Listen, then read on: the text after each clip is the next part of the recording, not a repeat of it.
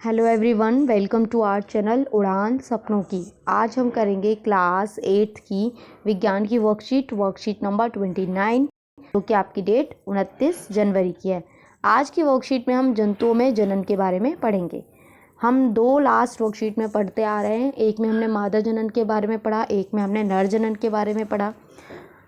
हम सभी जानते हैं कि हम और हमारे भाई बहनों के कुछ लक्षण अपने माताजी और कुछ लक्षण अपने पिताजी से मिलते हैं।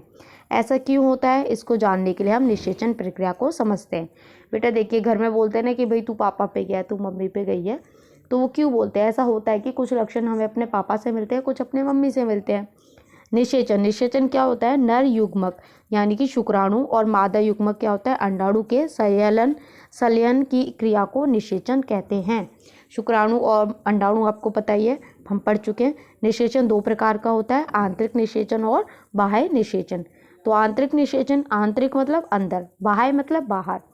आंतरिक निषेचन वह निषेचन क्रिया है जिसमें नर युग्मक व मादा युग्मक का संलयन मादा शरीर के अंदर होता है, यानी कि फीमेल के अंदर होता है। आंतरिक निषेचन कहलाता है। उदाहरण मनुष्य, गाय, बिल्ली, कुत्ता, मुर्गी, है ना।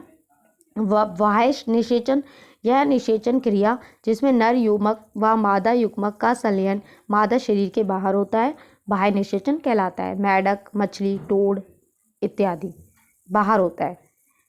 देखिए कैसे होता है। इस प्रक्रम में जब नर और मादा एक साथ पानी में आते हैं तो मादा सैकड़ों अंडे देती है। ठीक है, तो ये देखिए, ये मादा है, इसने बहुत सारे अंडे पानी में छोड़ दिए।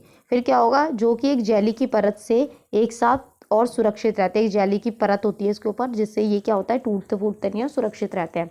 जैसे ही मादा अंडे देती है उसी समय नर उन पर शुक्राणु छोड़ देता है। अब ये नर है, इसने क्या किया, शुक्राणु इस पे छोड़ दिए। प्रत्येक शुक्राणु अपनी पूंछ की मदद से इधर उधर तैरते रहते हैं। हमने लास्ट वर्कशीट में पढ़ा था कि शुक्राणु जो होता है उसका एक सिर होता है, एक मध्य वो होता है और एक पूंछ होती है जिससे वो तैरता रहता है। जैसे ही शुक्राणु अंडाणु के संपर्क में आता है, अंडाणु के पास में आ जाते हैं, तो फिर क्या हो जाता है, निषेचन हो जाता है। यहाँ निषेचन जल में होता है, मादा शरीर के बाहर होता है, क्योंकि मादा ने तो अंडे छोड़ दिए। तो यहाँ सामान्यतः जलीय जंतुओं में होता है, ये पानी वाले जंतुओं में ही होता है। क्या आपने परखनली शिशु के बारे में पढ़ा है? परखनिकली को बेटा इंग्लिश IVF सुना होगा आपने, है ना। इंग्लिश में IVF बोलते हैं, इन विट्रो फर्टिलाइजेशन। कुछ स्त्रियों में क्या होता है, जो अंडवाहिनी होती है वो अवरुद्ध होती है, यानी कि रुकी हुई होती है, ब्लॉक होती है। तो ऐसी स्त्रियां शिशु उत्पन्न करने में असमर्थ होती हैं, क्योंकि निषेचन के लिए शुक्राणु मार्ग अवरुद्ध होने के कारण अंडाणु तक नहीं पहुंच पाते हैं।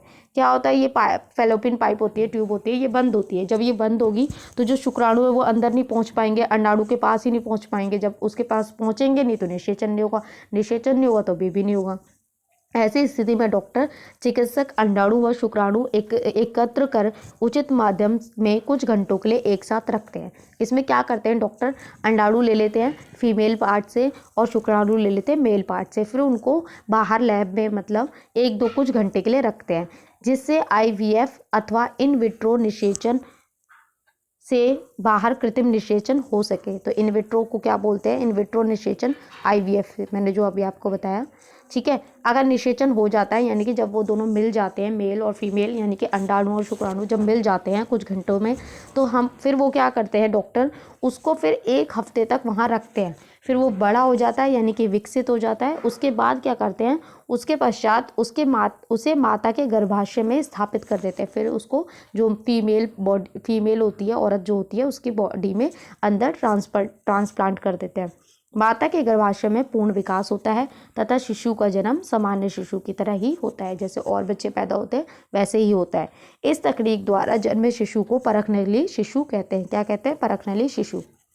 यह एक मिथ्या है कि शिशु का विकास परखनली में नहीं होता, यानी कि लोग सोचते हैं कि जो शिशु है उसका विकास परखनली में नहीं होता है। ठीक है, तो विकास होता है। चलिए क्वेश्चन देख लेते हैं। फर्स्ट क्वेश्चन है, निषेचन किसे कहते हैं? यह प्रक्रिया मादा जनन तंत्र के किस भाग में होती है? तो बेटा निषेचन किसे कहते हैं, पहले आप यहाँ से लिखेंगे। ठीक है, निषेचन ये पूरा लिखेंगे, इसके बाद ये 2 प्रकार का होता है, ये भी लिख लेंगे। तो ये आपका फर्स्ट हो गया। ठीक है, इसके बाद इन्होंने क्या कहा है कि वो कहाँ होता है, तो आप लिखेंगे अंडवाहिनी में। ठीक है, अंडवाहिनी, यहाँ पूरा लिख सकते हैं। यह प्रक्रिया मादा जनन तंत्र के किसकी जगह लिख लेंगे, अंडवाहिनी भाग में होती है। ठीक है, ये आपका आंसर हो जाएगा। सेकेंड है आंतरिक निषेचन व बाह्य निषेचन में 2 अंतर बताइए। तो बेटा सेकेंड का आप आंसर यहाँ से लिखेंगे ऊपर, यहाँ से पूरा लिखेंगे। अंतर क्या हो जाएगा, ये अंदर होती है और ये एग्जाम्पल हो गया, ये बाहर होती है और ये आपके एग्जाम्पल हो गए। तो ये आप सेकेंड का आंसर यहाँ से लिख लेंगे। क्लियर है। चलिए थर्ड क्वेश्चन देखते हैं। रिक्त स्थानों की पूर्ति करो। शुक्राणु व अंडाणु का संलयन निषेचन कहलाता है। ठीक है, निषेचन कहलाता है। गाय व मनुष्य में डैश निषेचन होता है। तो बेटा आंतरिक होता है। ठीक है,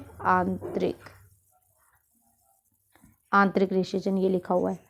बाह्य निषेचन डैश जंतुओं में होता है। तो बेटा जलीय जंतुओं में होता है, जो पानी में रहने वाले हैं। ठीक है, जलीय, जलीय। तो यहाँ आपकी वर्कशीट कंप्लीट हो रही है।